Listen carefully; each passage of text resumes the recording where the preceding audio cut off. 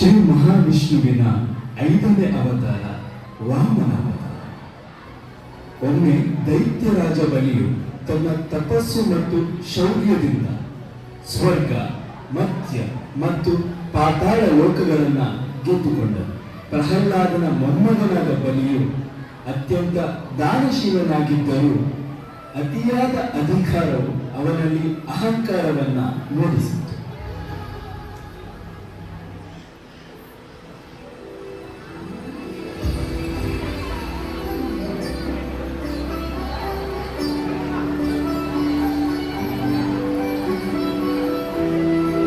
ದೇವತೆಗಳು ತಮ್ಮ ರಾಜ್ಯವನ್ನು ಕಳೆದುಕೊಂಡು ದಿಕ್ಕು ಕಾಣದೆ ಅದಿತಿಯ ಮೊರೆ ಹೋದರು.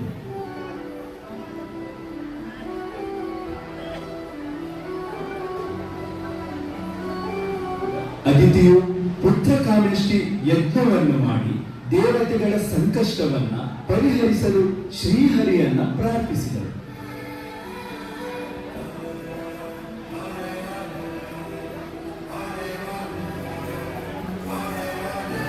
ಪರಿಣಾಮವಾಗಿ ಶ್ರಾವಣ ಮಾಸದ ದ್ವಾದಶಿಯಂದು ಭಗವಾನ್ ವಿಷ್ಣುವು ಕುಬ್ಜ ಬ್ರಾಹ್ಮಣ ವಟುವಿನ ರೂಪದಲ್ಲಿ ಅಂದರೆ ವಾಮನನಾಗಿ ಅವತರಿಸಿದರು.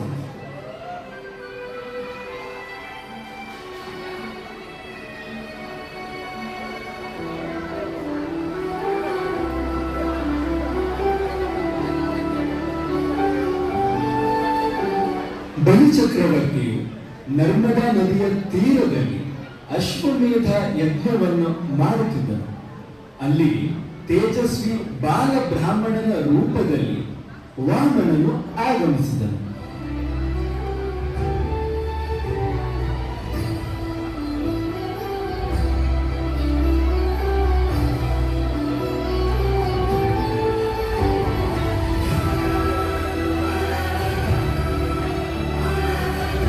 ಆತನ ಮುಖದ ತೇಜಸ್ಸನ್ನು ಕಂಡ ಬಲಿಯು ಮಾರು ಹೋಗಿ, ಬ್ರಾಹ್ಮಣೋತ್ತಮನೇ, ನಿನಗೆ ಏನು ಬೇಕು ಕೇಳು, ಭೂಮಿ, ಸುವರ್ಣ, ಆನೆ, ಕುದುರೆಗಳು ಯಾವುದನ್ನಾದರೂ ನೀಡಲು ನಾನು ಸಿದ್ಧ ಎಂದನು.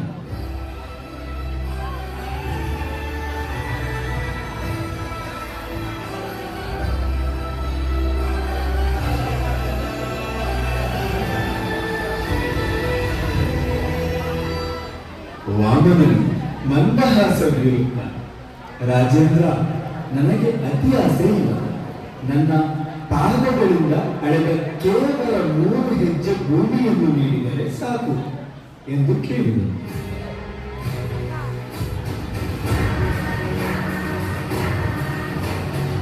ಬಲಿಯು ಇದನ್ನು ಕೇಳಿ ನಕ್ಕನ. ಇಷ್ಟು ಚಿಕ್ಕ ಬಾಲಕನಿಗೆ ಕೇವಲ 3 ಹೆಜ್ಜೆ ಭೂಮಿ ಬೇಕೆ ಎಂದು ಅಚ್ಚರಿಪಟ್ಟನು.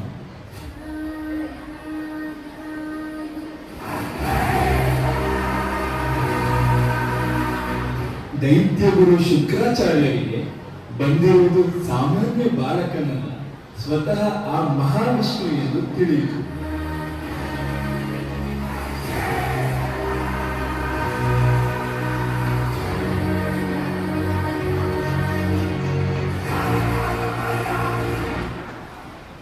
ಅವರು ಬಲಿಯನ್ನು ತಡೆದು, ಬಲಿ, ಇವನಿಗೆ ದಾನ ನೀಡಬೇಡ, ಇವನು ನಿನ್ನ ಸರ್ವಸ್ವವನ್ನು ಕಬಳಿಸಲು ಬಂದಿದ್ದಾನೆ ಎಂದು ಎಚ್ಚರಿಸಿದರು.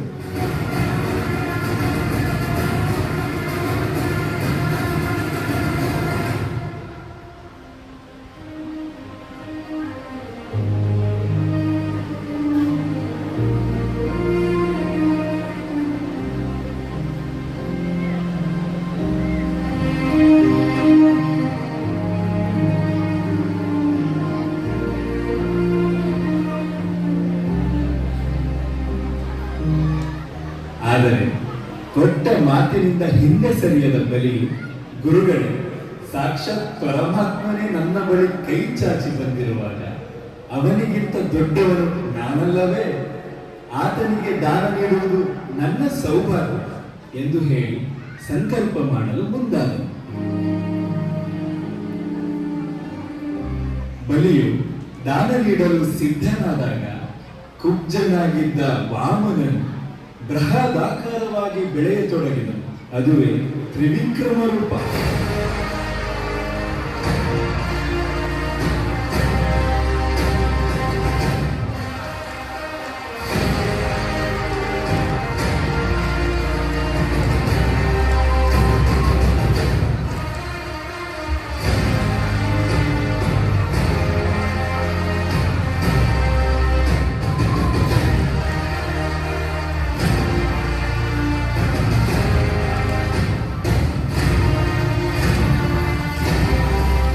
ಮೊದಲ ಹೆಜ್ಜೆಯಿಂದ ಇಡೀ ಭೂಮಿಯನ್ನು ಅಡೆದ.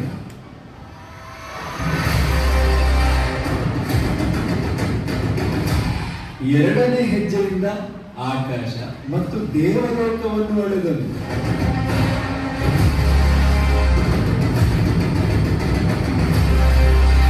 ಆಗ ಇಡೀ ಬ್ರಹ್ಮಾಂಡವೇ ವಿಷ್ಣುವಿನ ಅಡಿಯಲ್ಲಿತ್ತು.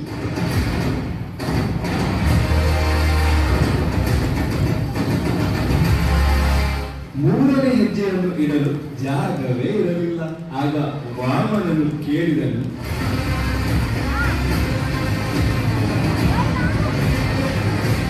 ಬಲಿ, ಮೂರನೇ ಹೆಜ್ಜೆಯನ್ನು ಎಲ್ಲಿ ಇಡಲಿ?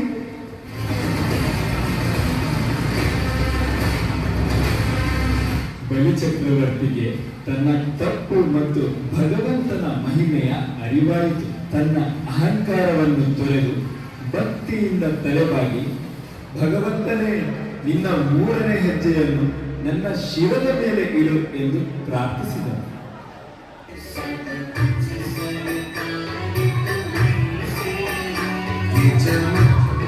ಬಲಿಯ ಈ ಆತ್ಮಸಮರ್ಪಣೆಗೆ ಮೆಚ್ಚಿದ ವಿಷ್ಣುವು ಅವನ ತಲೆಯ ಮೇಲೆ ಪಾದವಿಟ್ಟು ಅವನನ್ನು ಪಾತಾಳ ಲೋಕಕ್ಕೆ ಕಳುಹಿಸಿದನು.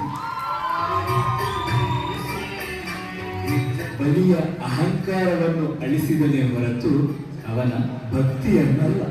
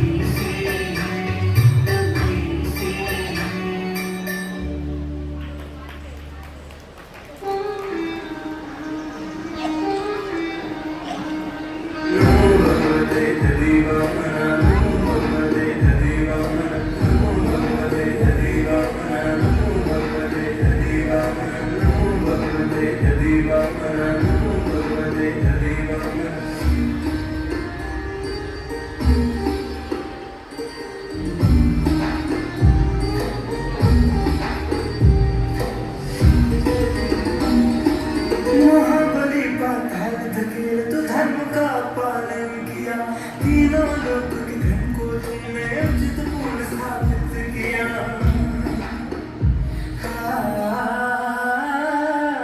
महाबली का धर्म धकेल तो धर्म का पालन किया। तीनों लोग के धर्म को तुमने उचित पूर्ण स्थापित किया।